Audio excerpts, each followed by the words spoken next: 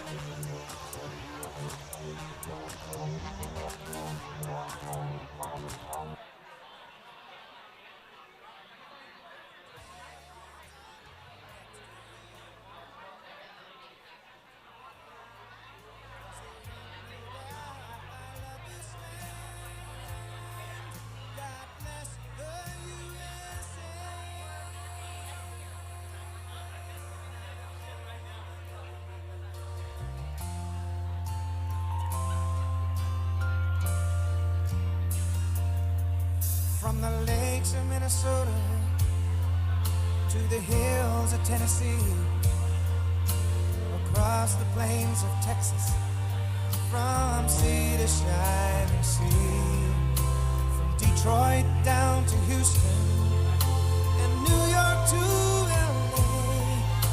There's pride in every American heart, and it's time we stand and say that I'm proud to be an American, where at least I know I'm free. And I won't forget the men who died, who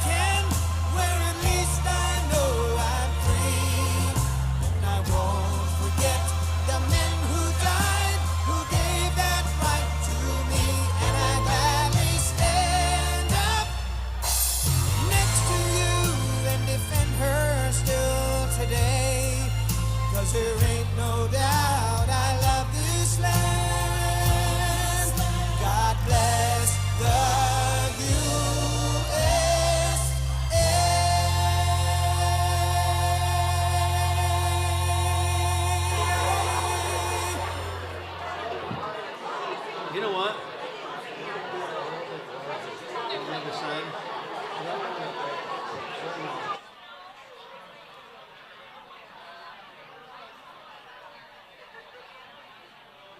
He just said it.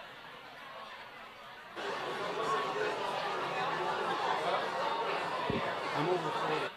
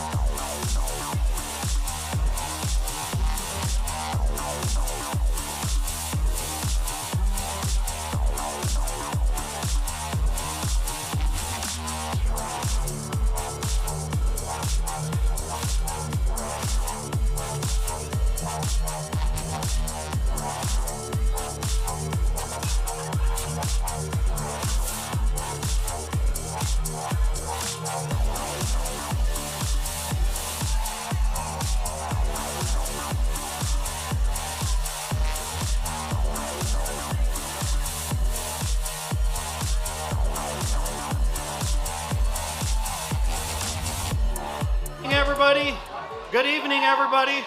Welcome. Yeah. Please take your seats. We're about to get started. One housekeeping item really quick. If you need to use the restroom, it's straight down the hall and go to the right, and they're on the right, men's and women's.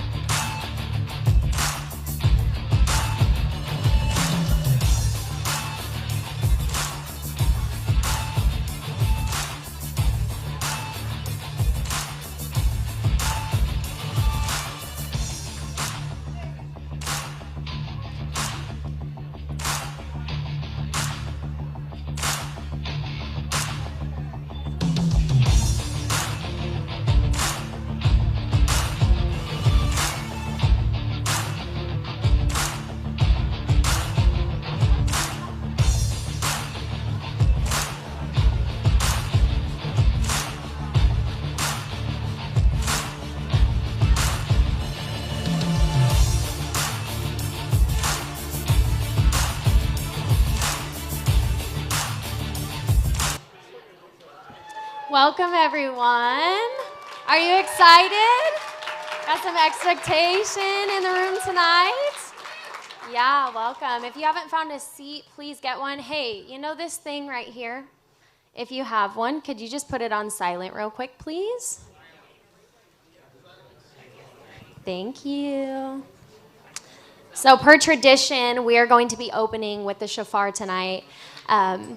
Which I just love this part because I know some people don't know what this is for. And in the Old Testament, the shofar was blown as a mandate by God to announce that his presence was going before us. So I have the privilege of introducing David Sisko, who will be blowing the shofar for us tonight. Please rise.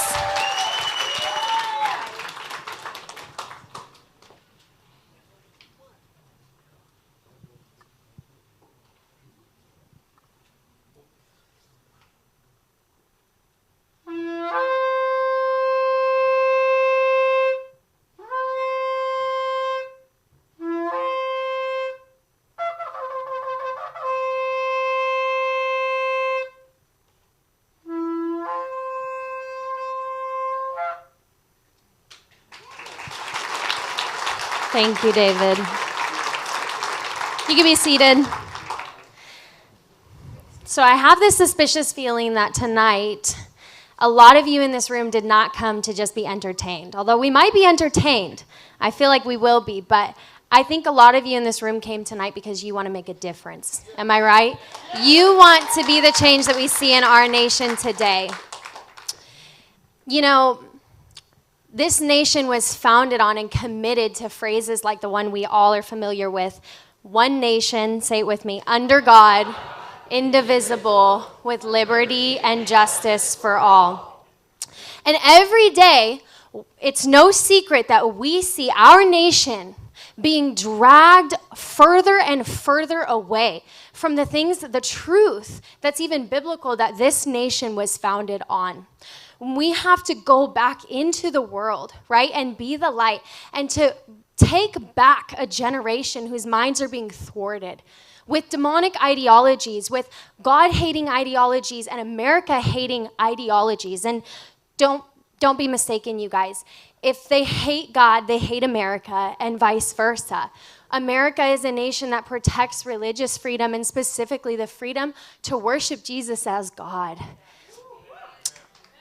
And I love that it says with liberty and justice, because liberty is the freedom of choice, but they add justice because liberty is not freedom from the consequences of those choices.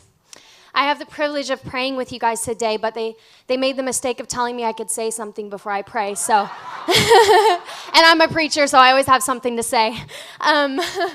But I want to talk to you guys today about the one choice that will benefit America, that will benefit you, and will benefit the whole world, even for generations to come, and that is the one choice to believe in Jesus. Now, I don't know if you've looked in the mirror lately and realized this or not, but you can't stop a single wrinkle from appearing on your face. Oh, how we wish that we could stop it, but we can't. And I'm young, and I still look in the mirror, I'm like, wow, Lord, help me. Okay, but there are things that we can't change. We can't stop a single gray hair on our head from falling out. There are things that we can't change. We can't stop the world from turning.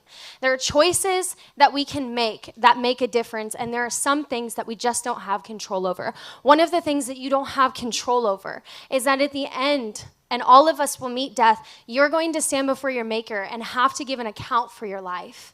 And I'm here to tell you today that Jesus made intercession for you so that he can stand and he can do away with the penalty of sin, which is death.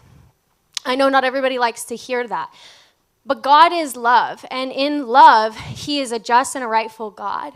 And I just want to share with you today, as Easter Sunday is approaching, he died on the cross for our sin. And if we want to save the soul of this nation, then we have to get our souls right with him first. And that's the invitation that he has to give to you today, is to get your soul right with him. It's the best decision that you could ever make. If you want to know more, you can turn to Jesus, turn from your sin and follow him, and you can do that in your bedroom. I did it at one point in time in my bedroom, and you can too. But if you want more help with that or getting involved, getting connected to community of believers, then you can talk to me. I'll be in the back after this event.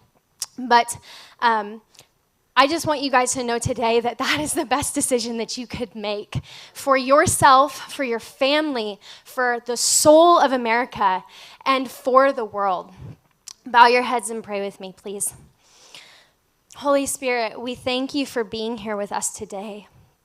We pray that you would be honored in all that we say and that we do. And just as we said earlier that we are an indivisible nation, Lord, I pray that you would make us one. Even you, as you and the Father are one, Jesus. Make us one. And Lord, I pray that your joy would fill this house today. And that in all of the conversations that you would help us to have the wisdom and the discernment to know what your will is and give us the courage to do it, Lord. Bless those who have made this event possible and bless our candidates who are with us tonight. In Jesus' name we pray. Amen.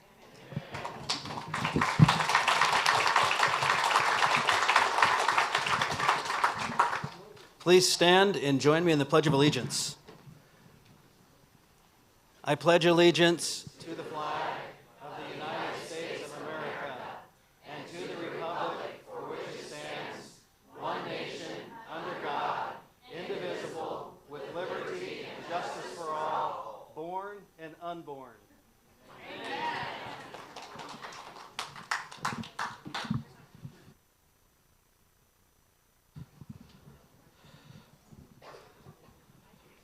Welcome, everybody, to tonight. We're going to have a good night. I can feel good energy in this room.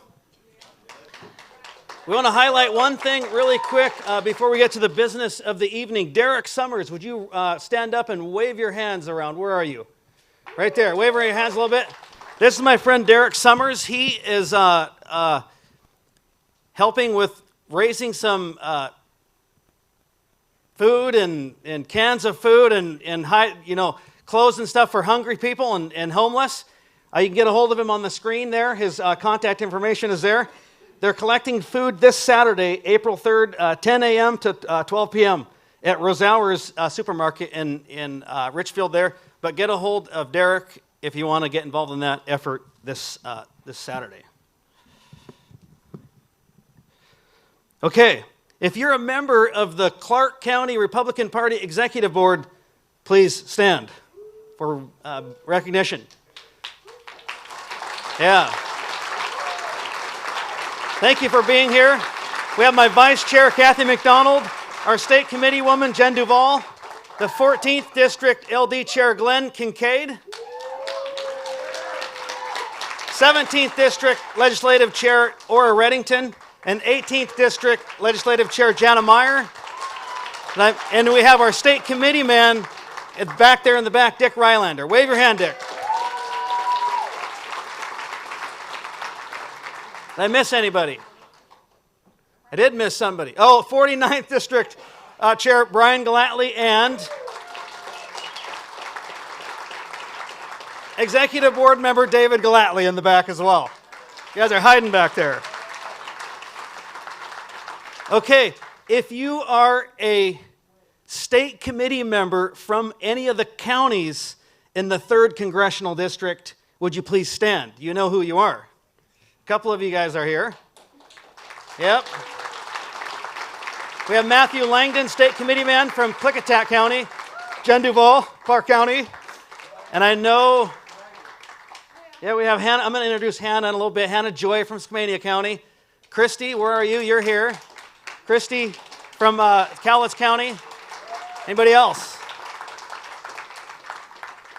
Okay, now we want to do just the next group all at once. If you're a current elected official or former elected official, please stand. You know who you are. And we're just going to, let's give them all one round of applause.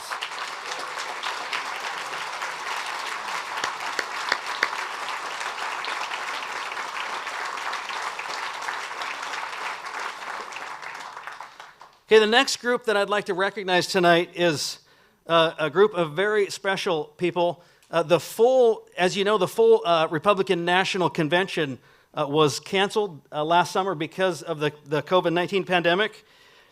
And it really is a privilege and an honor to be elected as a national convention delegate. And for most people, it's a once-in-a-lifetime opportunity. And these folks really got robbed because of the cancellation of the convention, because it's a really special experience. I myself was honored to be elected as a national delegate, and my fellow delegates elected me to be on the National Credentials Committee. So I got to go to Charlotte and be one of 300 people and participate in that convention. It was a very, very special honor. But these folks were all elected national delegates from the 3rd Congressional District. So I want to call them forward. Joe Scott is a PCO from Clark County. And a delegate, come on up, please. We have Garrett Herrera in the back. He's an alternate delegate and also a precinct committee officer here in Clark County. Dixie McFadden, also a precinct committee officer and an alternate delegate for the National Convention. And then my colleague on the state committee, Matthew Langdon, was an alternate delegate as well, and a state committee man for Clicknet County. And usually, they would get to, be part of the big convention in the stadium and everything. So this is going to have to suffice, you guys. It's a great crowd. But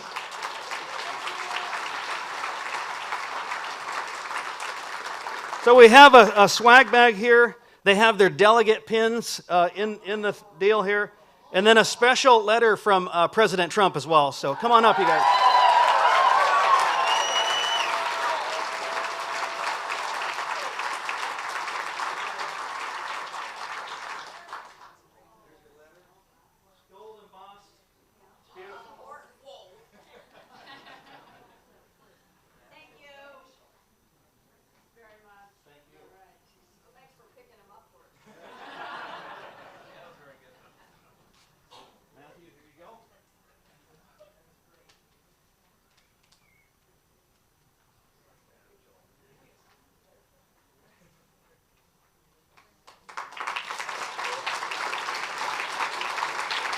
Thank you, sir.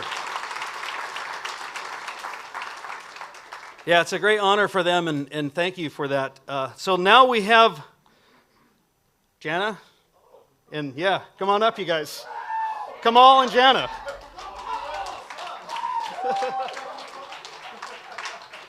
All right, so let me get my notes out here. Ooh, oh man, this is me, okay. How's everybody doing? All right. Come on, everybody stand up, stand up. Give yourselves a pat on the back for being here. I know this isn't a great event, but so much planning goes into doing all of these events. And so we had a kind of an idea for a fundraiser. Yeah, we'll speak into the mic. So thanks everybody for being here tonight. Just want to take a moment and recognize all the volunteers that made tonight possible, the check-in folks, the setup folks. If we could give everybody a round of applause. All right. Fantastic. You go ahead and take a seat if you like. Thank you. So, we recognize it takes a lot of, volunteer time, a lot of energy to make events like this happen. It also takes some funding to make events like this happen. So if you would take a moment, if we can get the baskets going, we're going to invite you to chip in, if you can, to cover the refreshments and other supplies and things like that.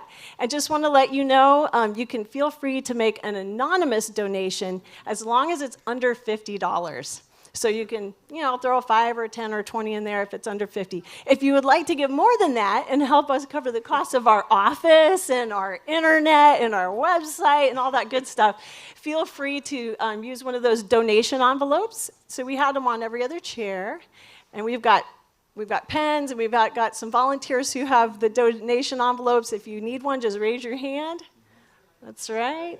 So, we really have to have those envelopes filled out if it's going to be more than 50, because we need to stay in the good graces of the PDC. We like being in good graces with them.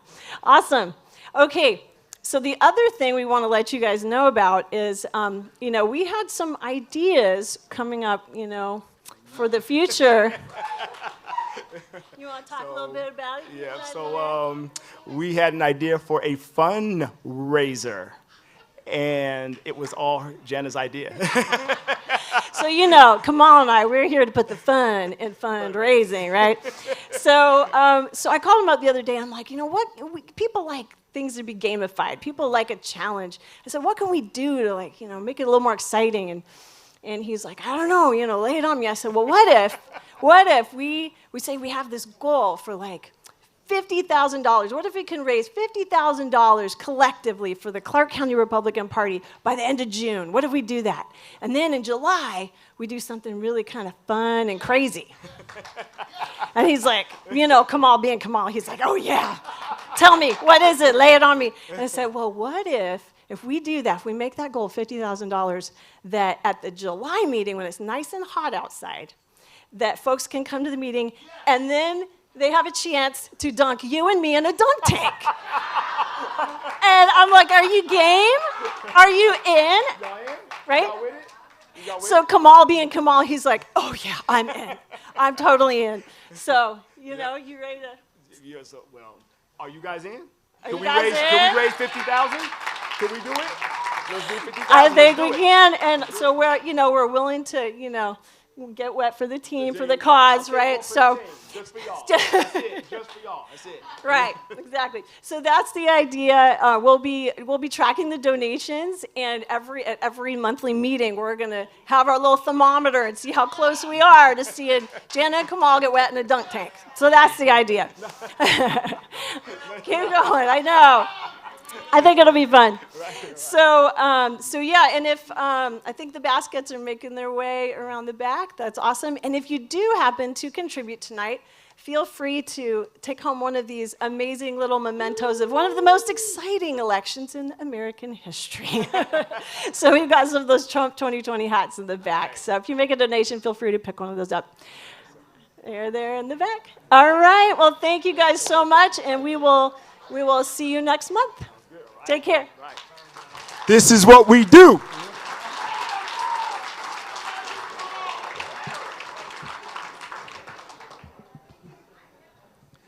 All right, guys. Welcome tonight. I just want to kind of give you an idea of what we are and what we do here. We're going to be meeting every month until the election day, the last Tuesday of every month. We're going to provide grassroots activism and training opportunities for everybody that wants to get really involved.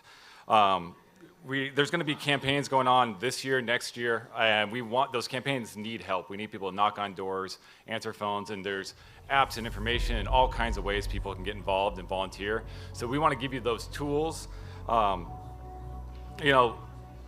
We can't sit back anymore. That was one of the problems with conservatives, is that we have our God, we have our family, we have things that keep us busy, and we don't get much from the government. We don't want much. And the left saw an opportunity that they can get what they want from the government, and they're taking over from the ground up.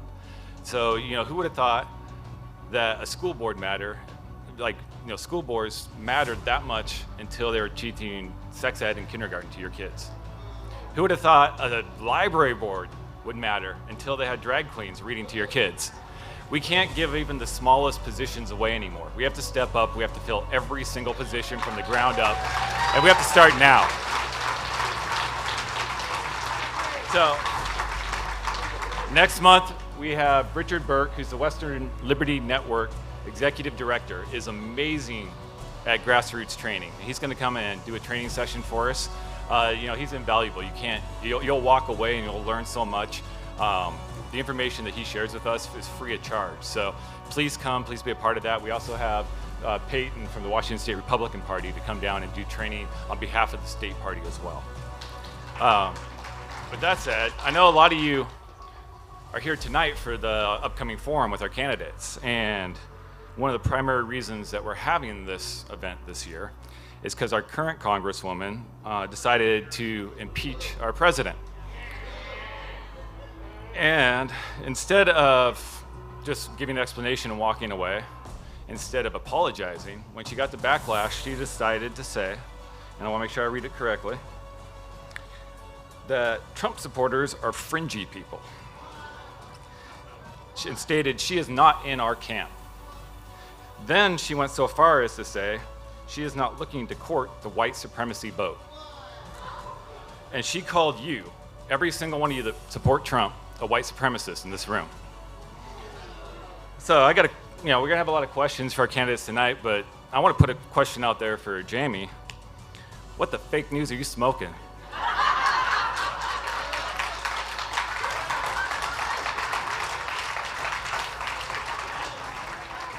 Whatever it is, it probably got smuggled across the southern border, and that's why she voted against the wall. Well, for Jaime and those who make these claims about us Republicans, I want to clarify a few things. We're the party founded by Lincoln that ended slavery. We are the party that gave women the right to vote. We are the party of true equality and opportunity for all, and we stand against the division on the left. We don't separate people by race, sex, or other groups. We see all citizens as Americans. We believe that our most precious rights come from our Creator, not government.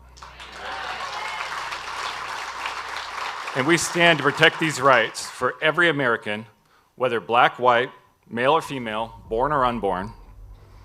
Our message will win hearts and minds of the future generations.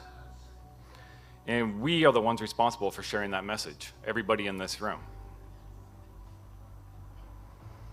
We can't let the left distort and lie about who we are.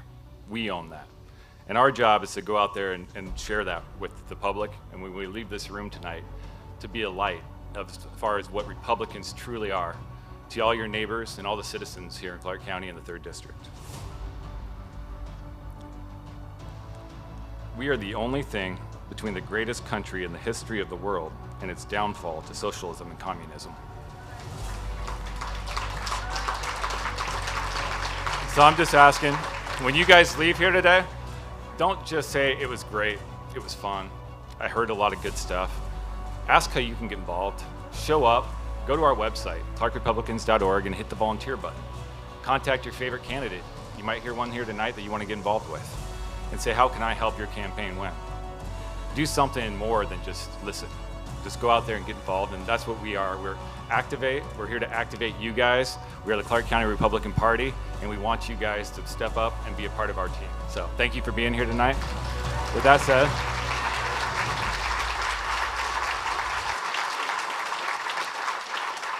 Joel, I'm gonna turn it back to you. Well, good evening, everyone, again. Welcome to the Washington State 3rd Congressional District Candidate Forum, hosted by Activate Republicans, the Clark County Republican Party, and what has become my go-to place for local news, your news source with integrity, Clark County Today.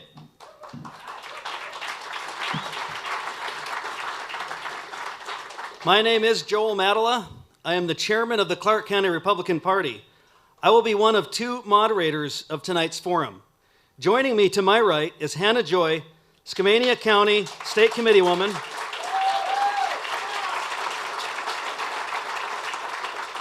and owner of the Skamania Observer, a conservative countywide newspaper.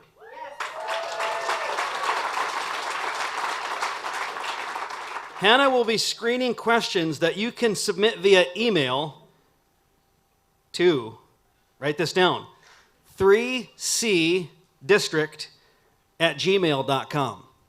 So 3C, like 3rd Congressional, 3cdistrict@gmail.com. Submit a question. She has a laptop here. They're going to pop up, and she'll be screening those questions and asking them. Kenny Vance from Clark County Today was scheduled to be with us, but he couldn't be with us because of a scheduling conflict. Also on stage with us is a young man to be our timekeeper, Josiah Joner. Give him a big hand.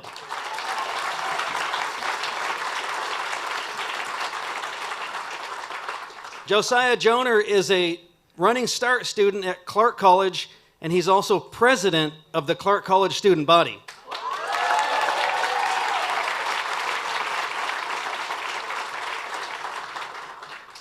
I'd like to say for the record that current Congresswoman Jaime Herrera Beutler was invited to participate in tonight's forum, but she did not respond to our invitation. We have 3 great candidates that did agree to appear this evening.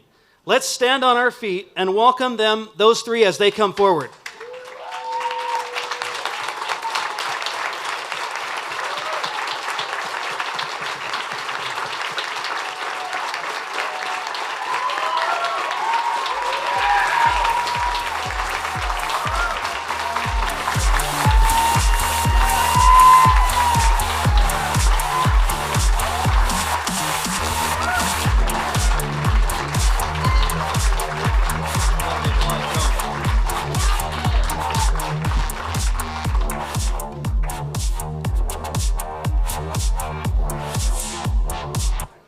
So with us tonight is successful local business owner, best-selling author, and champion for freedom, Heidi St.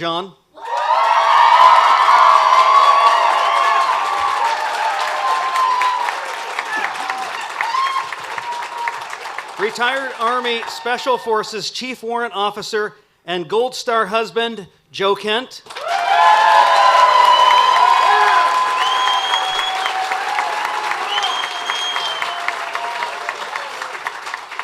And former Trump administrative Chief of Staff of the Selective Service System, Wadi Yakhour.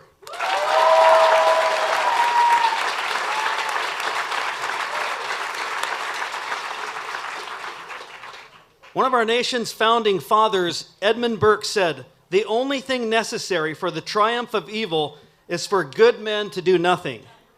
Welcome to you all, and thank you for stepping up to serve in this important office.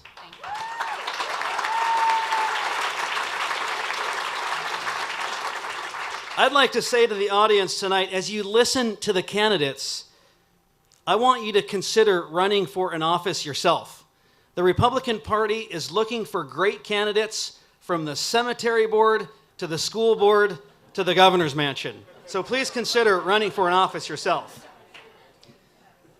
Candidates, this is a very important office that you're seeking. This is your opportunity to reach a large audience both here in the building and via live stream, thanks to our partners from Clark County Today. We and the audience hope that you will give us specifics as to why you think you should earn our votes. None of the candidates have seen any of the questions that we'll be asking. And we fielded questions from the 3rd Congressional District leaders, the executive board of the Clark County Republican Party, and various others. The rules are as follows. You will each have 3 minutes for opening remarks, and when the questions start, you will have 2 minutes to give an answer, and if a rebuttal is needed, 30 seconds. Let's get started. Please introduce yourself and tell us why you ran for this office, and let's start with ladies first, Ms. Heidi St.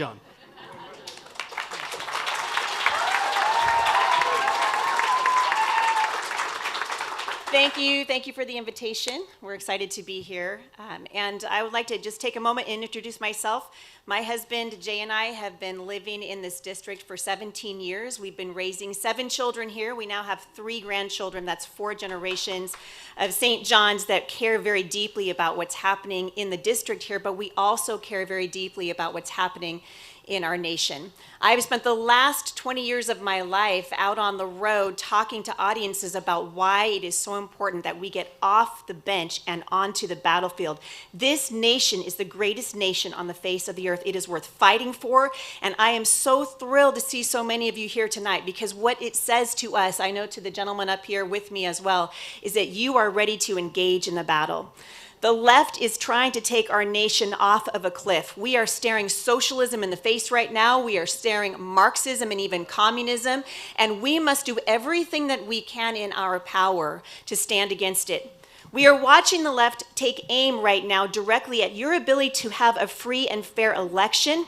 We are watching them trying to pass the Equality Act, which is anything but equality. You'll notice that the left has stolen the language, and we have an opportunity to take the language back. And I hope that it begins tonight, that we begin to be bold and we begin to speak the truth to each other and stop being bullied by the radical left who wants to silence you, take away your freedoms, take away your liberty, and take away your guns. I have been speaking for many, many years on the topic of freedom, and I know that I can do this job. I know that I can communicate. Put me in a room with Nancy Pelosi, and that girl is going to lose.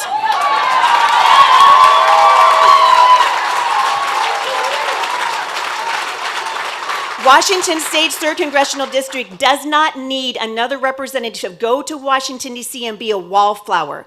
Jaime Herrera Beutler, who I have supported financially in every other way for the last 10 years, has left a very small footprint. I plan to go to Washington, D.C. and leave the biggest footprint that anyone has ever left from Washington State's 3rd Congressional District. We can get things done, and we can do it in a way that moves our nation and our district forward. And by the time I'm done, I hope they say, I don't know what's going on in Washington State's 3rd Congressional, but we sure wish we had that everywhere in the nation. And that is my desire, and I'm excited to be here tonight.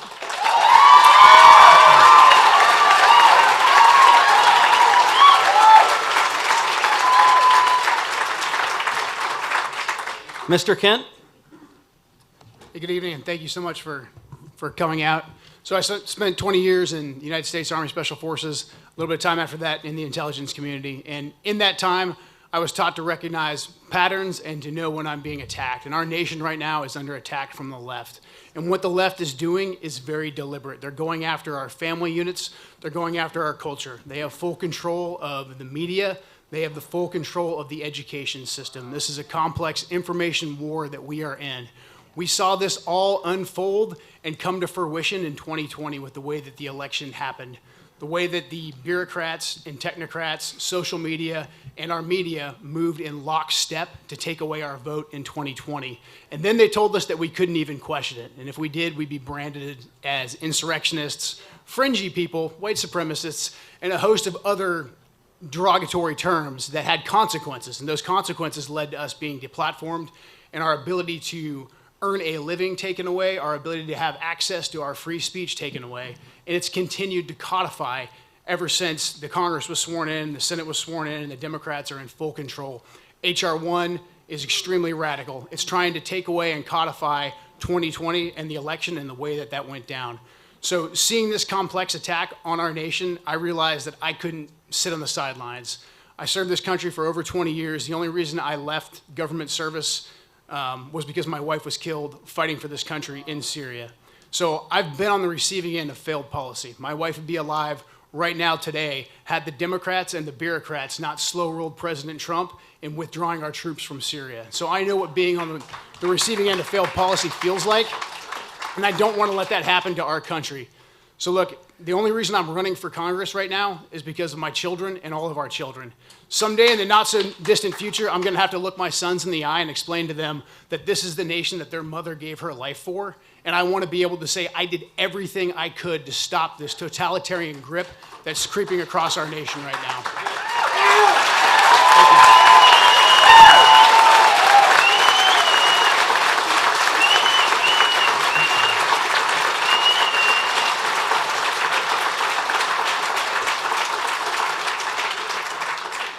Mr. Yakhour.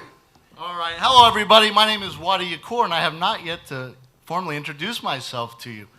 I'm a Navy veteran, a Trump appointee for the last 4 years, and a candidate for Congress in Washington's 3rd District. And if you're like me, you're tired of seeing self-serving politicians who fail to stand for their constituents and America's values. And that's one reason why I'm here today. I'm tired of it. Did anybody listen to that town hall last week? I've never felt like I've taken a time machine back to 10, 15 years ago where President Trump never happened. The Democrats aren't acting as totalitarians against our society.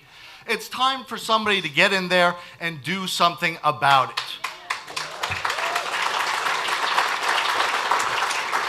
I started my career when I got out of the Navy in 2014. I used my GI Bill and went to Washington State University, Vancouver. I was looking for other means to expand my professional skill sets while serving my community. And that's when I started volunteering for the Trump campaign. I volunteered 7 days a week while going to school full time, and we were building those Trump signs faster than the Democrats could tear them down. Eventually, I was hired on as full-time staff as the Western Region Communications Director. I don't have much time, so I'm going to give the fast spiel. And when we won the general, I went to Washington, D.C. to serve the administration. First as a special assistant to the United States Secretary of the Interior, and when the dust settled, I went over to Selective Service System, first as a special advisor, then as chief of staff of the entire agency. In that role, I have seen the ins and outs of Washington, D.C. I've worked with a full spectrum of local, of appointed and elected officials in both local and federal government. Presidential cabinet members, governors, senators, local reps, state reps, county chairs. I've worked the full spectrum.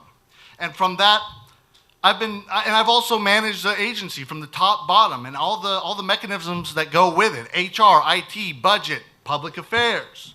So from the Navy, from my time in Washington, D.C., and from this political climate, I have been bulletproofed, and I have been torture tested to withstand this, and to come back and to serve my local community where I was born and raised in.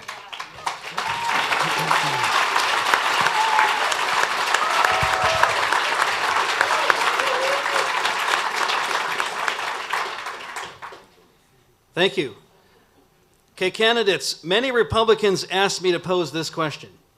Communication goes both ways, both to and from your constituents.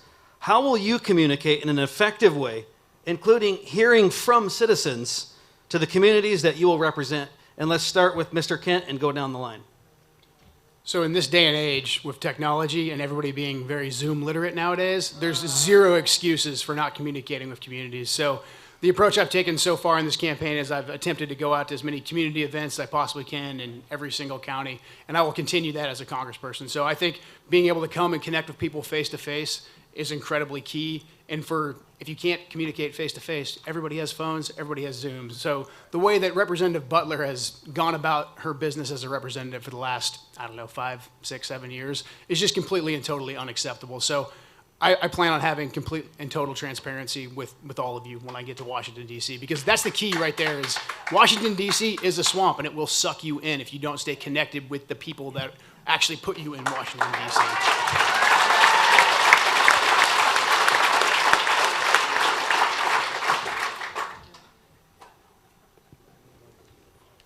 I like going second because I can just build on what Joe said. I think it's important. I completely agree with Joe. I think it's very important that representative government goes both ways. It's a two-way street. So we're here to represent the people.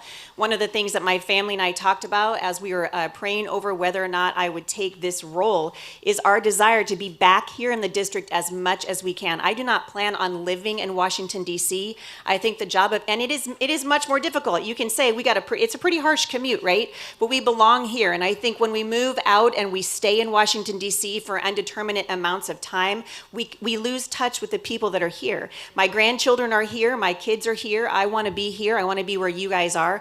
I think it's also very important, and I agree again with Joe, that in this age of technology, there is literally no excuse. I've heard that Jaime hasn't been here in person for a town hall for almost 4 years. That's absolutely inexcusable. You are the people that we are elected to represent, and so we want to hear what you have to say, and that's going to be important to me.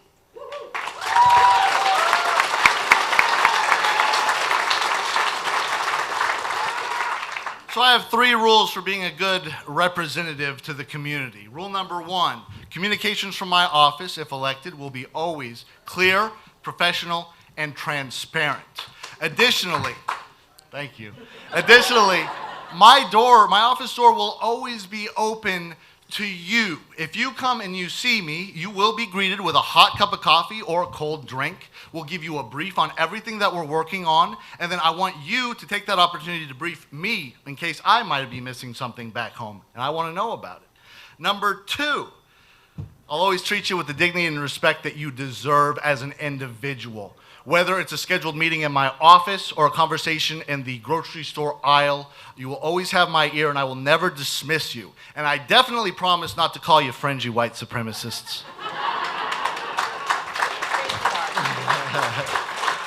And finally, you'll always know how I'm going to vote because the vote that I would cast in D.C. is one of the community that elected me. There's no room for personal vendettas or hurt feelings when it comes to casting that vote. It's your vote. It's not mine. Thank you.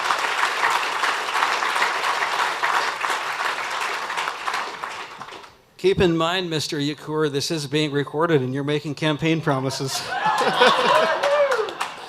Cup of coffee and a cold drink. Come and get it. Write it down, folks. Come and get it. Okay, let's start with you again, Mr. Yakhour. What is the single most important action you will take as a United States representative, and why is it important to you? The most important thing is we need to be louder as a party. If I asked you to name 5 Republican members in the U.S. House of Representatives, could you name them off the top of your head? Matt Gaetz, Thomas Massey, and then a whole bunch of others that we don't really know. We need more exposure. We need people that kind of understand the culture, the technology as it evolves. And I don't think we've been doing a good job as that with the leadership in our party lately. So one of the biggest things that I'd like to do is I would like to be a loud voice. I'm a strategic communications major. I would like to use those skills to help bolster the party's messaging, do more commercials, do more media, get the message out there. We have to build this party up or we will not be around in the next few years.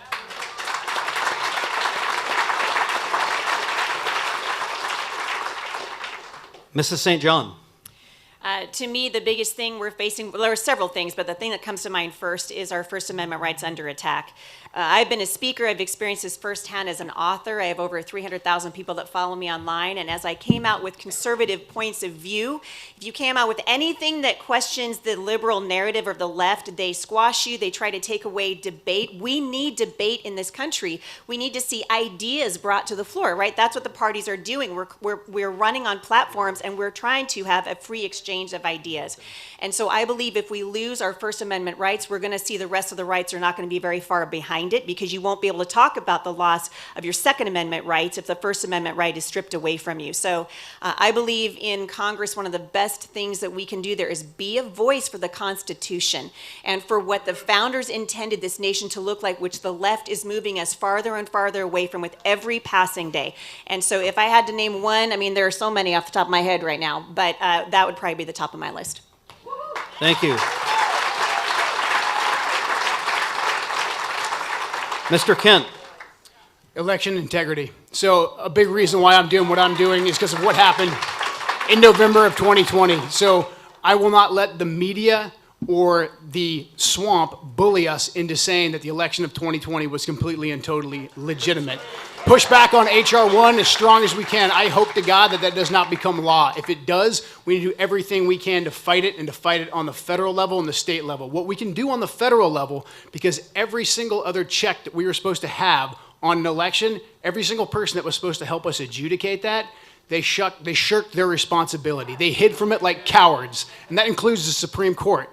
So what Congress needs to do at the federal level is to hold a full accountability of the election of 2020, subpoena witnesses, put people on oath, hold people accountable. And that's going to lead to state legislatures seeing the full picture of what's happening with H.R. 1, because H.R. 1 is just a copy and paste of 2020.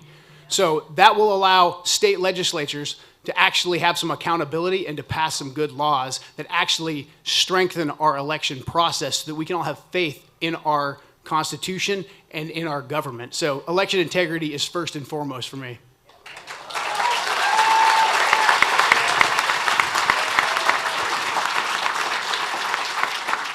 Thank you, Mr. Kent. Keep in mind, we are taking email questions to 3cdistrict@gmail.com, and my colleague Hannah Joy has a question. So this question comes from Tyler. What is your view on unions, especially government employee unions?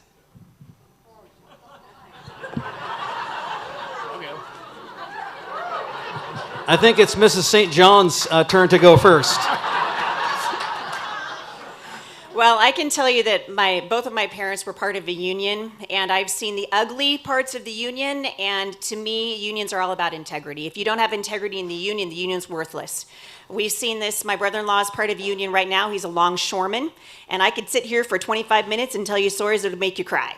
And so again, I mean, if you're looking, when we talk about unions or we talk about any kind of government structure, if you don't have people of integrity in positions of authority, it's going to fail. And so you start with a good idea, and then you put someone in there who has no moral underpinning and has no authority, and he's only interested in power, then you're going to wind up with something that is not going to resemble what it started out to be. And so I have a lot of angst. I'm just being honest. I have a lot of angst about the unions, but I do believe, based on what I've seen in my own family, that a lot of this stuff can be remedied if we had people of integrity in these positions of authority and also reining in some of that power. This is certainly true for many of the longshoremen that we see right here in Washington State right now. Thank you.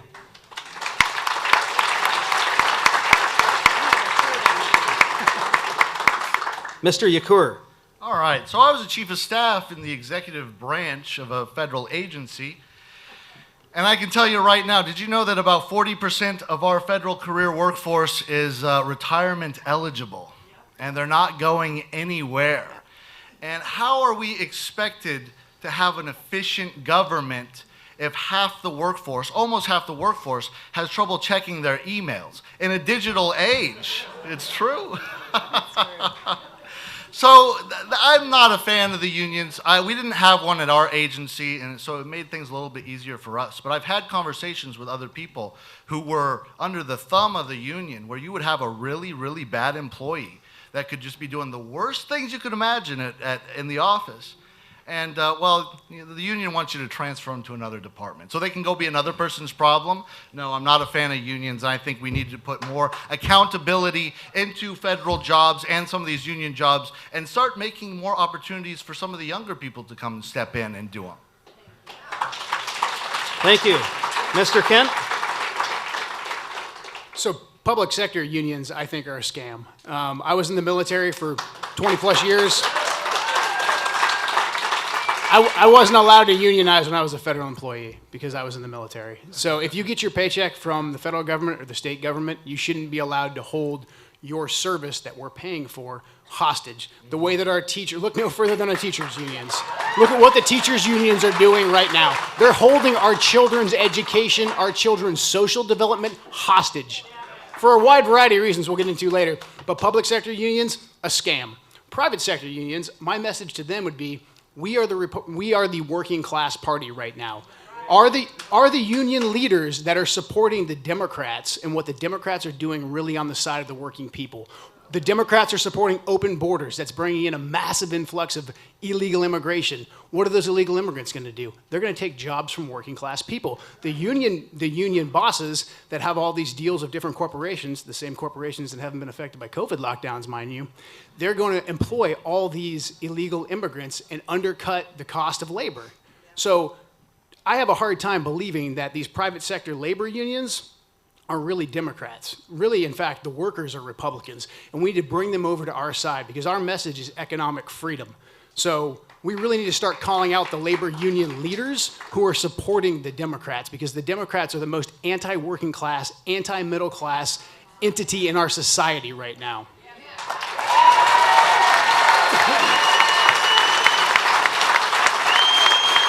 Thank you. Let's talk for a couple minutes about an issue that affects all of us living here in Clark County. This question came from Kenny Vance, the chief editor of Clark County Today.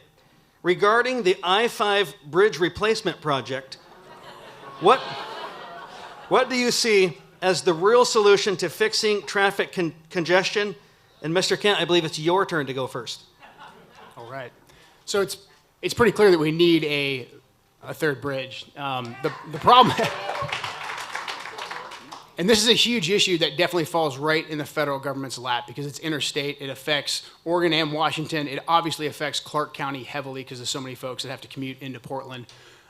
So we need to ensure that we get a good deal on that and that Oregon's not going to just slap up a bunch of tolls that people in Clark County are going to have to pay.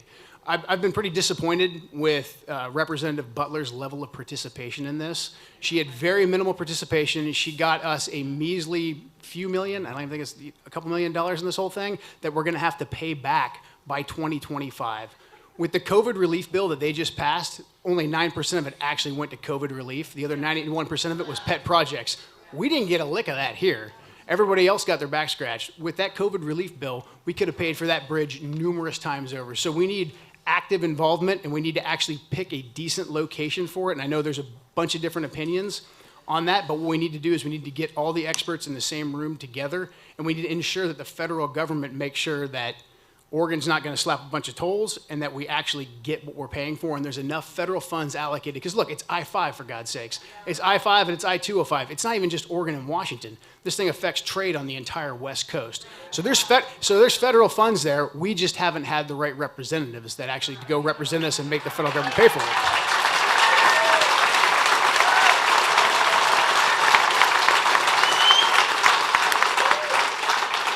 Mr. Yakhour.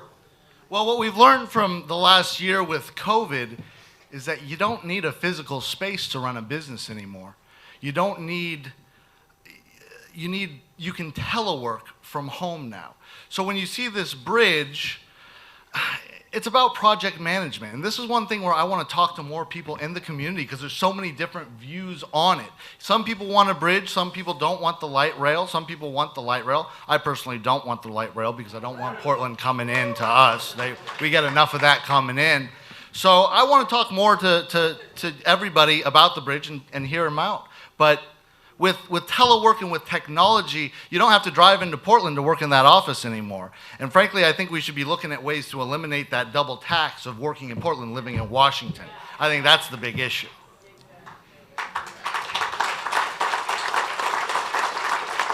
You got one?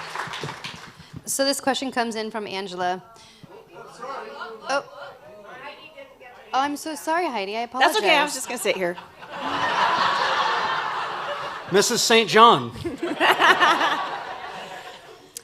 To me, as someone who owns a business here, we depend on the traffic that comes over from Portland. We absolutely need a third bridge. Anyone who goes back and forth across the interstate can tell you that. What we're seeing happening right now in Clark County is simply bullying by mass transit, right? So they've been doing this for a long time. We watched Jaime Herrera be absolutely ineffectual at it.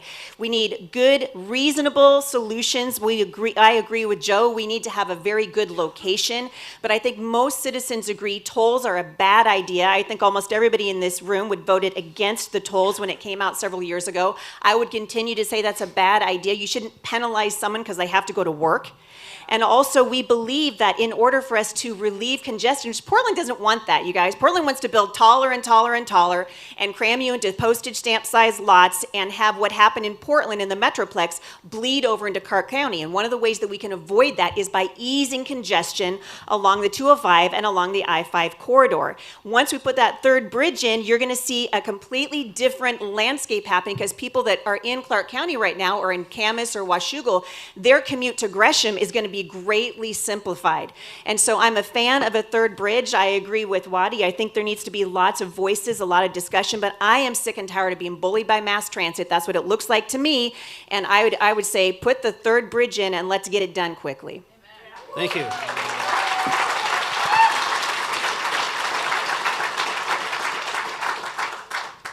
So this question comes from Angela.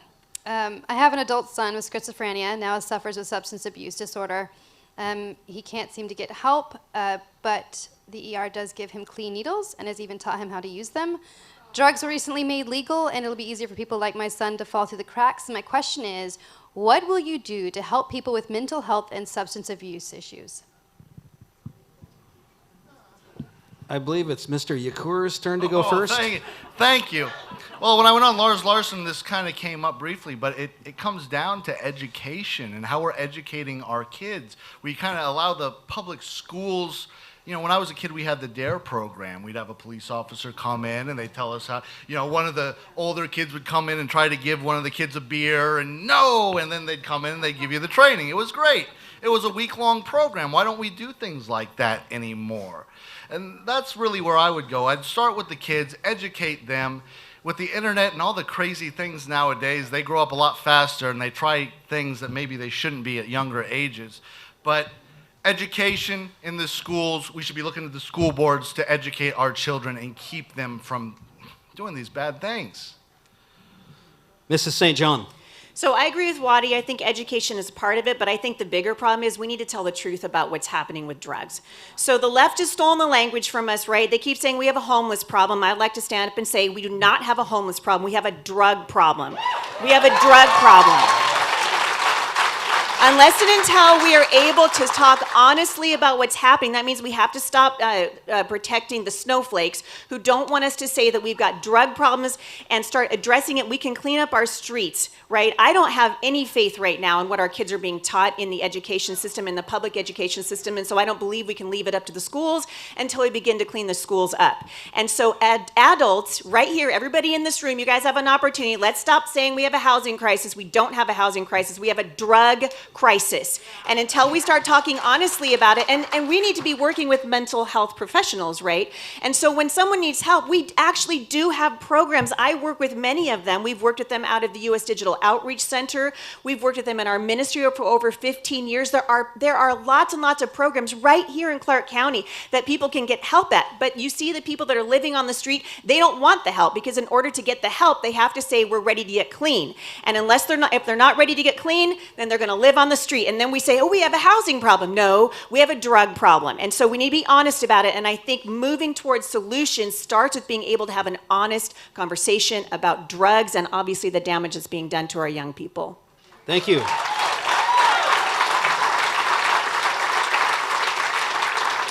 Mr. Kent. The education is key, like my two fellow candidates up here said as well. But I think something that we have to address in particular here in the Pacific Northwest is the homeless and drug issue. So you can just drive up and down I-5 and you can see, you get close to Portland, Olympia, and Seattle, you can see the homeless folks that are absolutely everywhere. And most of them, they've been given actually a pretty good deal. They get the free drugs, they get the free needles. There's all these incentives because with those incentives comes a huge infrastructure and a huge business of nonprofits who receive government money and grant money. From the federal perspective, we can't control what the states do in Congress, but we can cut off a lot of this grant money. This grant money that's going to go to a lot of these activist governors and activist mayors who are going to do foolish things like legalize drugs, not enforce any kind of zoning regulation, which also hurts businesses, which hurts homes. There's no reason to have any of these homeless encampments so close to schools, so close to businesses. So we actually need to go in and enforce the law. We can't, at the federal level, we can't make states, cities, and governors do that, but we can withhold funding from those that do. And we can reward police departments, like some of our great sheriffs here in the 3rd Congressional District who are fighting hard against Inslee. We can reward them with grant money. So I think we really need to exercise the power of the purse in the Congress to enforce some of these.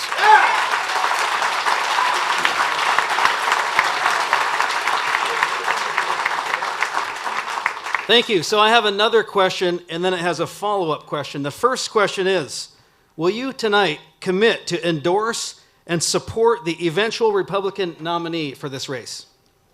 Yes. Yes. Yes. Okay.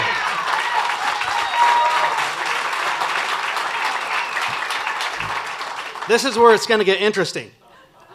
What if that nominee is named Jaime Herrera Beutler? Mr. Kent. Yeah, that's going to be a no for me. Miss St. John. All right, so this is rough, you guys. We got to be honest, okay? So none of us are going to be happy if Jamie's the girl, all right? That's why we're here. But if you've got somebody who's a complete radical leftist who wants to take away your rights, and we're going to take a bad situation in Washington's 3rd Congressional and make it worse, then if I thought it would make it worse and not better, I would vote for Jaime again. Yeah. Sorry. Mr. Yakhour. So here's the beautiful thing about having multiple candidates this early on with a year and a half to the primary. These are multiple voices spreading the word against Jaime Herrera Beutler. That's right. So as long as we're being loud, the message will get out there. But no, I'm not going to endorse her. I'll see y'all in West Virginia if she takes the seat.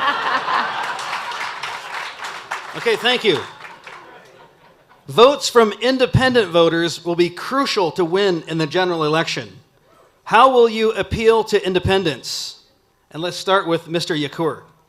Well, my strategy is to be more of the common sense candidate. You know, if you were aligned with President Trump, not necessarily because of his attitude, some people, like those we mentioned, had a real bad problem with him and his tweets, but his policy was spot on. It was great. So it's reaching out, and I'm not President Trump. I'm willing to have those conversations with those independents and try to bring them back into the party, because we need every single base in the district to win this, not just one or two. All Republicans have to unite under one candidate, including us, when the time comes in a year and a half. Thank you. Mr. Kent. So in order to win over independent voters, I think we need to really key on the fact that we are the party of the working class and the middle class. So the Democrats left behind the working class and the middle class years and years ago. I think you can really point to it when Joe Biden was the head of the Senate Foreign Relations Committee, and President Clinton at the time signed in the Normalization with China Act, and we started shipping all of our manufacturing overseas. Shortly thereafter, both parties, the Republicans and the Democrats, the Uniparty, started selling us this false bill of goods that shipping our economy overseas was good for us because then we'd have more access to cheap goods, and that immigration was inherently good for our workforce, which cut out working class jobs for hardworking Americans. So the Democrats have doubled and tripled down on this. The Republicans jettisoned it because Trump punched right through it. So we have data on our side now. So there's no, we can argue these hard economic points, and we can really point out what Joe Biden and the Democrats are doing right now when they have control of the House and the Senate. Look no further than these last 60 days. Killing off the Keystone Pipeline killed off thousands of union jobs right away, and we're all feeling it at the pump. Every single business person is. The COVID lockdowns, the reason why the Democrats want to keep the COVID lockdowns going is because it's given them so much control. But they know if they let that control up, people are going to realize that, hey, we can't vote for these clowns anymore. So they have to pass H.R. 1. They have to normalize stealing elections. So if we just point out that the Democrats want to keep you locked down, they want your jobs overseas, they want illegal immigrants taking your jobs, they want to raise your taxes because they know that they're not going to be affected by that. We are the party of the working class. So the more that we point that out and highlight that, the more independent people we're going to win over. Because it's not about Trump. It's not about the 2020 election. In many ways, we can point out the fraud, and I want to expose that. However, the economic issues are what we're going to win on.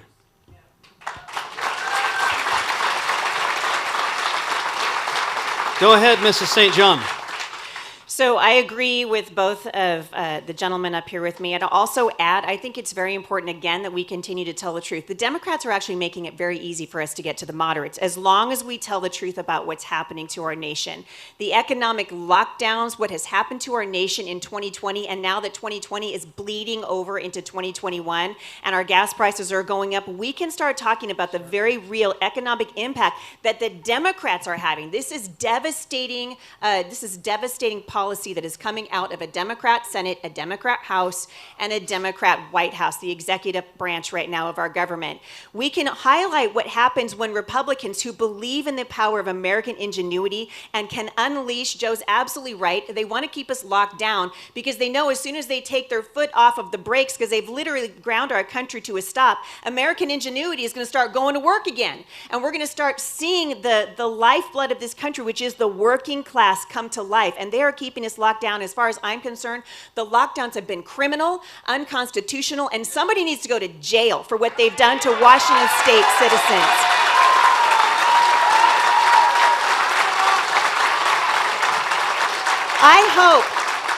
I hope that as citizens, we have learned a very difficult lesson. I don't know about you guys, but I know the names of almost all the governors right now.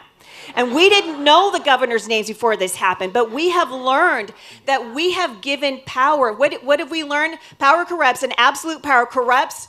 Absolutely, and that is what we have seen. They have crippled our nation, and I don't know about you, but on my watch, I'm going to be as loud as I can to never let this happen again. No one should have the authority to lock down a state the way Inslee has done, the way all of these Newsom and these, Kate Brown, for goodness sake.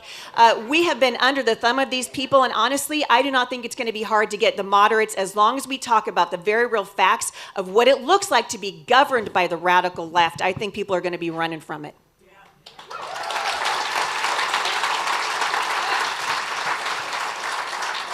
So we're going to start with Joe on this question from Gerald. What is your position on right to life and funding abortions with taxpayer money?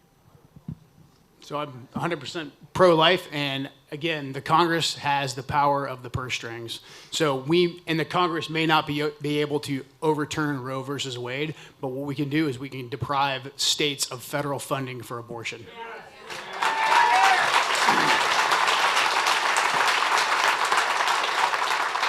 Thank you, Mr. Yakhour.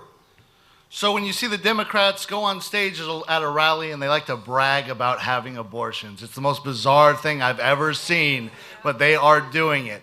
I will not budge on that. I will never budge on that, and I'm with Joe. I will not let, we're not doing any federal funding for abortions. Absolutely not happening.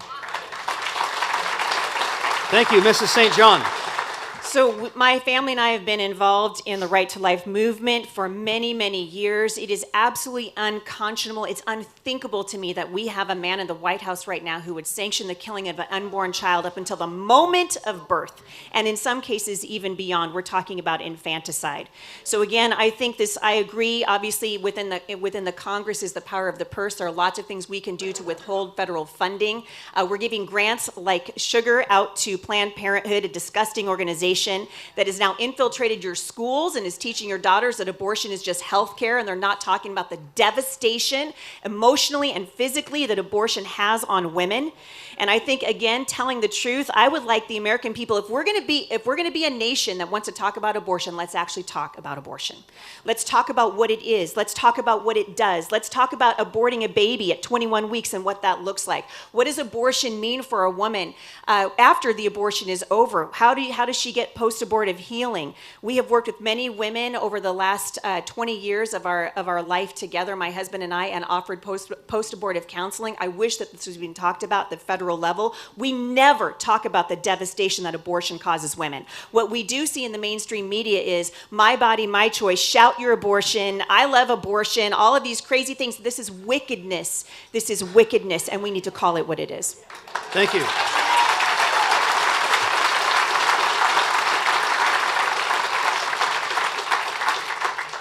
Okay, I've heard a lot of I agree from the three of you tonight.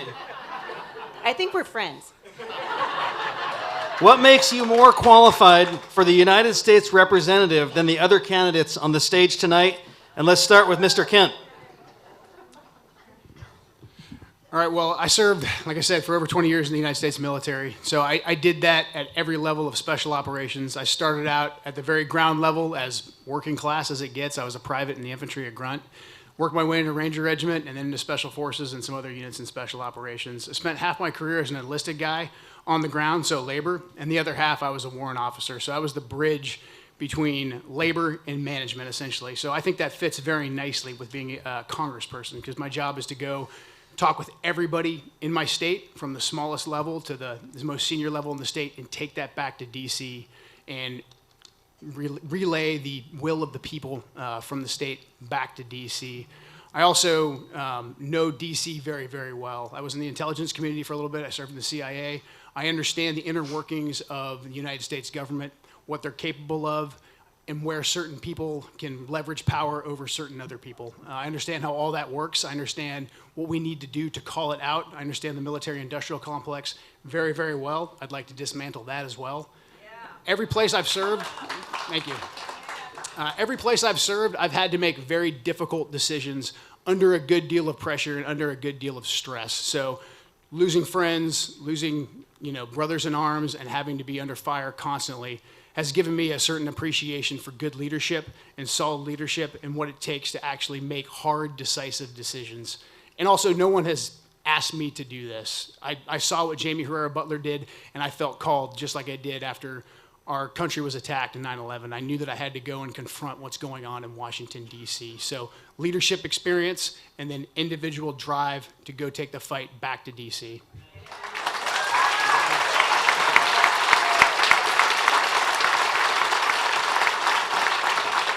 Okay, Mrs. St. John.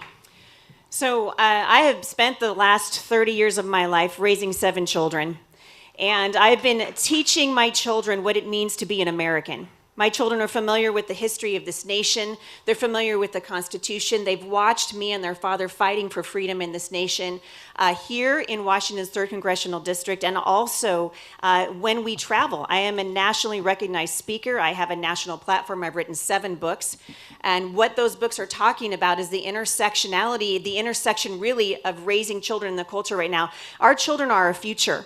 And I want to be a voice for young people. I want to be a voice for parents. I want to be a voice for the young people that have really been forgotten in this race to be the most woke and the most insane that we can possibly be. And it's hurting our children. And if we don't address this right now, if we don't stem the bleeding that's coming from our education system, absolutely federally, it's starting there. Believe me when I say, if we don't begin to do that, we won't have a country to talk about in 15 years, because the students that are coming out of our school systems right now are being taught to hate each other through racist tactics like critical race theory. They're being taught through the 1619 Project that our country is inherently racist and an evil nation. If we don't stem the bleeding, we will not have a voting populace that understands why this nation is so wonderful and why it is worth protecting.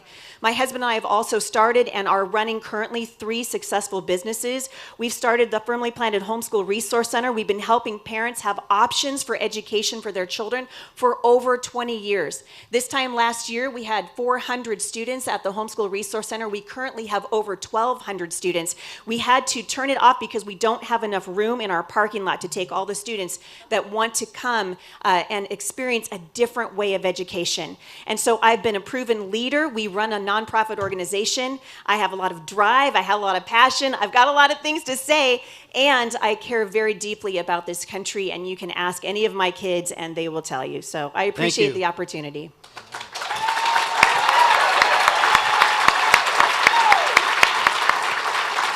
Mr. Yakhour. All right. Well, in my opening statements, I did say bulletproofed and torture tested, ready for Washington, D.C. But I am the candidate that has worked for President Trump and for his administration. I've spent the last 4 years in D.C. crafting professional networking and relationships to help get the job done a little bit better. On top of that, you know, this job is more about just going to Washington, D.C. and voting. It's about managing multiple offices, building teams, handpicking the people, getting the right people in place to ensure that you're successful. A lot of these people today, a lot of people in Congress, they listen to their 25-year-old staffers and read what's on the... That's not me. As opposed to other candidates, I would be telling everybody how things are going to go instead of them telling me. But it's not just about voting, as I was saying. It's about coming back home. It's about building the base. It's about becoming a louder presence in the district, in the community. It's about all those things. So that's why I think I am the best for this, because I've lived the life a little bit, and I'm ready for it. And I can help, and I can help represent you, and I can get us where we need to be as a party, because we're not there right now. Thank you. And Hannah has an email question. This email comes from Leah. Where do you stand on the current movement for police reform, specifically for the 3rd District? We'll start with Mr. Yakhour. Well, no, you don't know. My mom was a Clark County sheriff for 20 years, and I grew up on the sidelines, you know, watching her come home and, you know. So when it's police reform and defund the police and all this justification for the abuse of our first responders, which a lot of us see if you watch YouTube or just walk down the street when somebody's pulled over, they're usually cussing at the police. I don't support that. And I want to do everything that I can to help first responders, to give them some of their powers back, to start putting bad people back in jail. COVID, they just started letting them out of the jail. They're all out there in the streets right now. It's time to reform the reform. Thank you. Mr. Kent.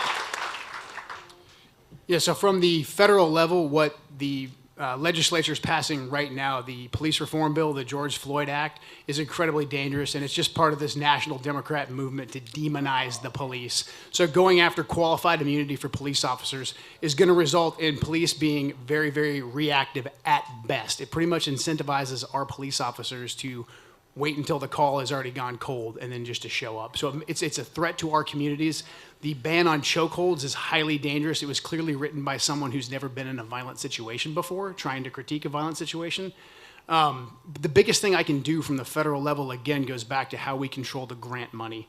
So we can't stop crazy states and people like Inslee from legalizing drugs and from tying our police officers' hands behind their back. But what we can do is we can make sure that good sheriffs like we have here in the 3rd Congressional District get the resources they need.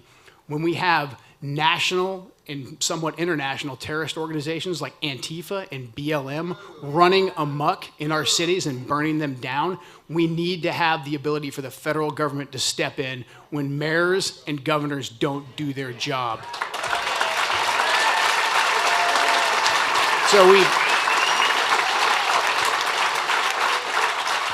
So we need to empower federal law enforcement to treat Antifa and BLM like the terrorist organizations they are.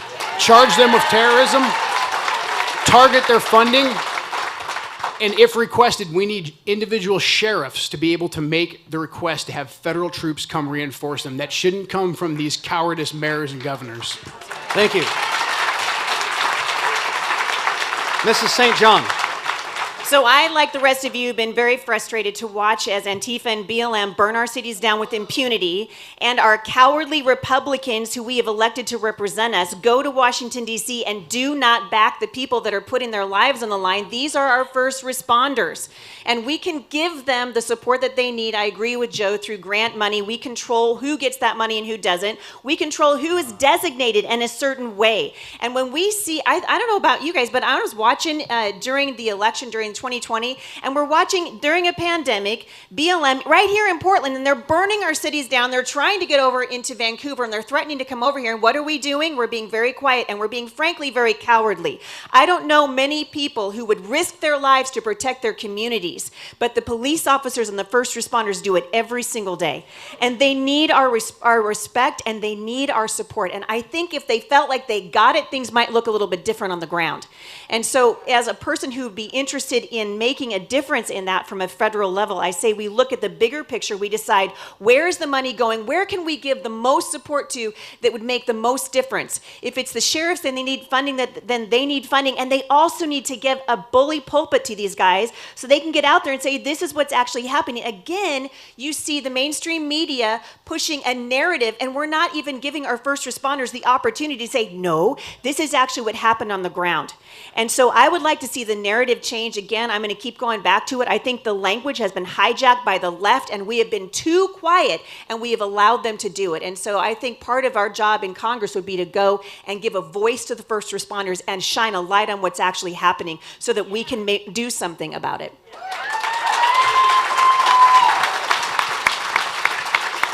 Thank you. And we have another question from Hannah. So this is kind of a conglomeration of several questions. We're going to start with you, Mr. Kent. Every summer, hundreds of acres burn due to wildfires. It seems our government can't seem to manage our forests properly to prevent the fires. And how do you plan on helping rural citizens with environmental overreach by the state, especially a logging industry? Yes, we need to deregulate the timber industry. So the biggest problem we've had is that we've had the federal government come in, seize up federal land under the guise of environmental protection and say that we can't log this. So that's deprived us of our ability to keep people in rural communities because they can't earn a living there. So then they have to leave these communities dry and die for no good reason. And then we see these forests become incredibly overgrown. The logging roads aren't maintained, the trails aren't maintained. And then we have a hot summer like we had last 2 summers, and we see massive amounts of wildfire. So we need to have the ability to get the federal government out of land management as much as they are. We need to let the timber industry get back in there, bring back our jobs, responsibly log, and make sure we're getting rid of all this undercut growth. And the thing is, I think the left knows this. They know that. They want to force us all into cities. They want to kill off the rural industries because they're independent, and they want to force us to go live in pods in Portland because that's easier for them to manage. So we need to call that out and revitalize our timber industry and bring back those jobs. And then that's going to bring back responsible forest management and cut down heavily on the wildfires. Thank you.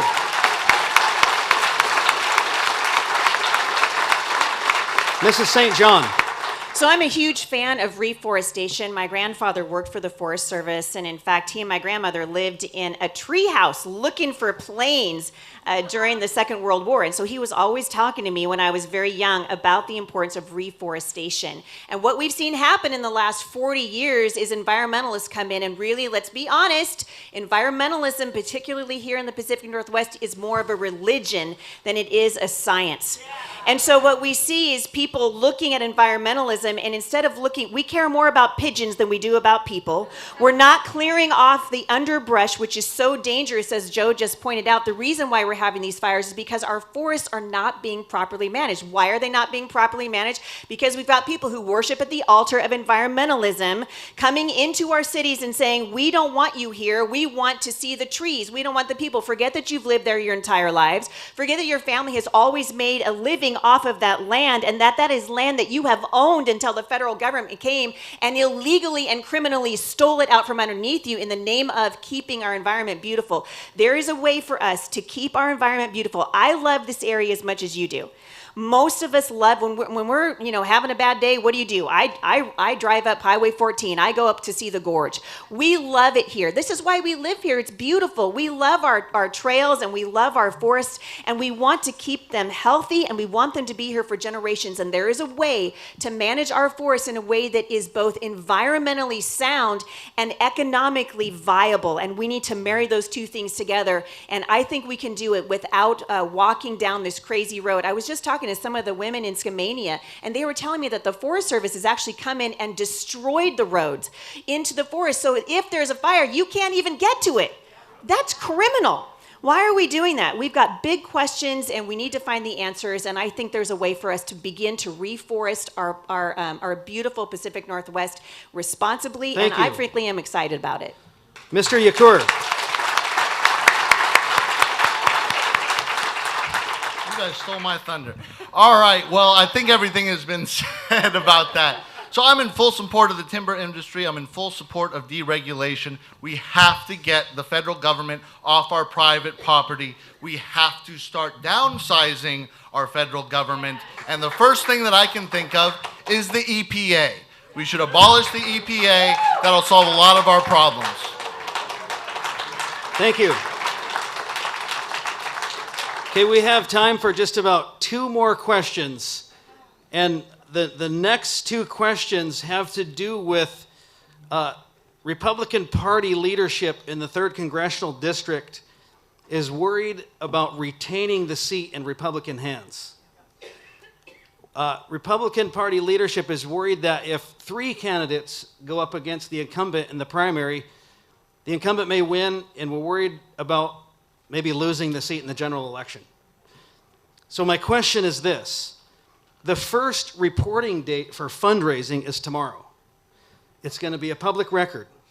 Are you willing to share with us tonight how much money you've raised to date and from how many unique supporters? And let's start with Mrs. St. John. Wow. This is so exciting. We've actually been doing very, very well.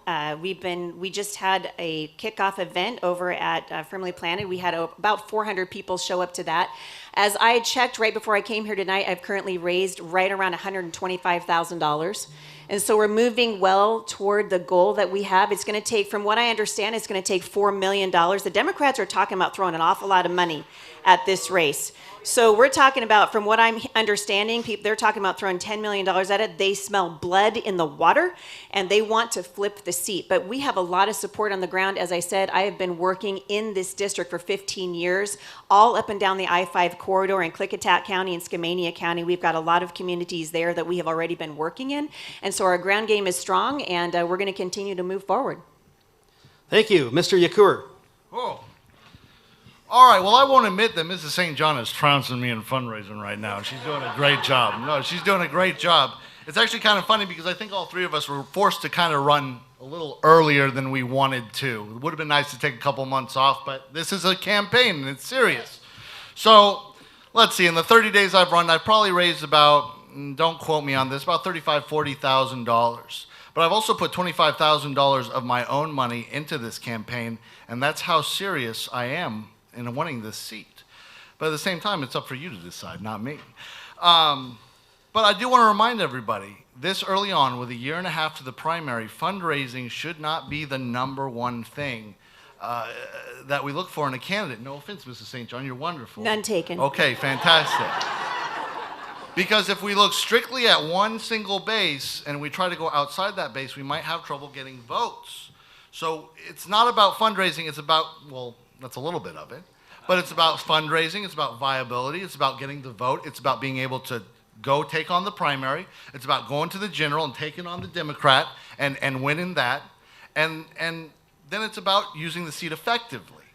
So if we talk about fundraising with a year and a half and who can raise the most on, now you have to raise even more, and you have to raise even more, and you have to raise even more every single month. And I'm not going to put myself in a fundraising crunch with a year and a half to make this thing happen. We'll see the numbers go up as we go. I'm not worried about that. We'll see some good fundraising numbers, and we'll see some great endorsements here in the next few months. But until then, we got a year and a half. So, Thank you. Mr. Kent. So I'm not sure how many individual contributors I have exactly. So we've raised ballpark of 50 grand, and then I've put up 200,000 of my own dollars for this campaign. So I plan on going all in and going all out. So, Thank you. Okay, another metric that will be used by party officials, by Republican voters, is the support of former President Trump. If former President Trump endorses someone else in this race, will you drop out and endorse that person? And let's start with Mr. Yakhour. that would be really bad for me. I mean, I spent the last 4 years working for the guy, but you know what? At the same time, I would respect that decision. He is the former president. If he sees something...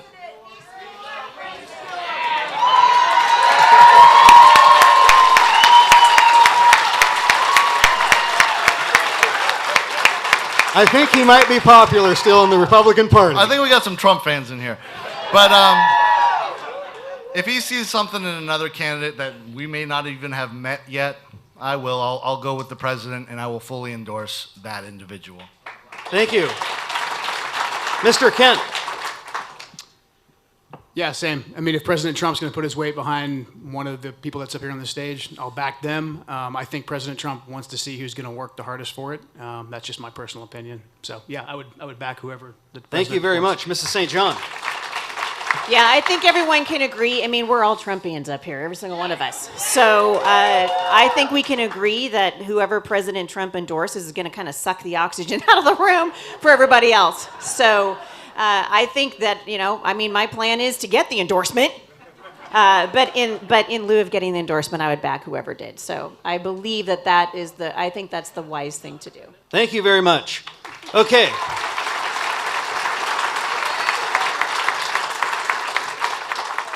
Let's finish. Sure. We have time for one more, Hannah. Go ahead. I really like this one. Would all three candidates be willing to face a Republican-only runoff election before the primary election and abide by those results in order to reduce the vote splitting that could otherwise occur? This was presented by Sue Cole-Peterson. And we'll start with Mr. Kent. As long as Dominion's not adding it up, yeah.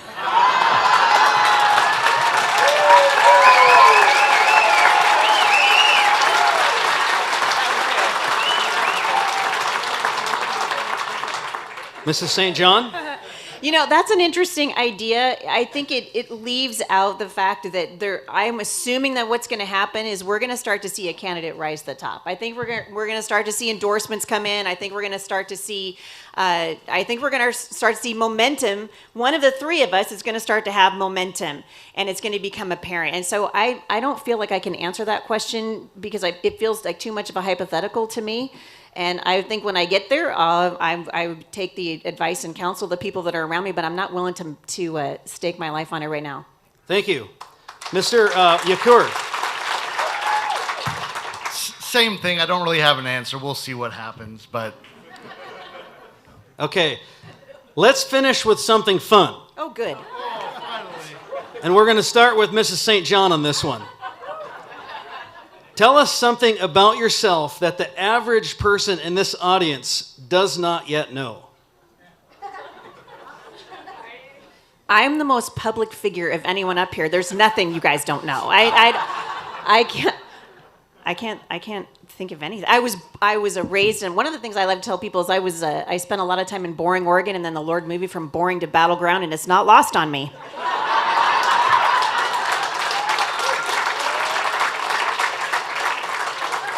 Thank you, Mr. Yakhour. No, I'm on the spot. I'm the same way. I tell everybody everything about myself. I don't know. I love to play the guitar. If you guys need a backup guitarist in your band, let me know. Thank you, Mr. Kent. Yeah, I feel like I've been pretty public lately. Growing up right here in the Pacific Northwest, I was heavily involved in the Boy Scouts. I'm an Eagle Scout, proud Eagle Scout, and I really want to get a good, strong scouting community here for my boys. So that's something I really enjoyed and still am very proud of. Thank you.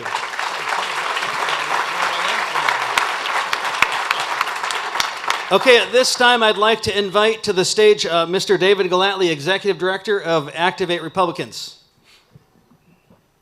All right, guys, just really quick before we wrap up here for the night. We've had a lot of great questions, and some of you want to get involved in these campaigns and get to know the candidates a little bit better.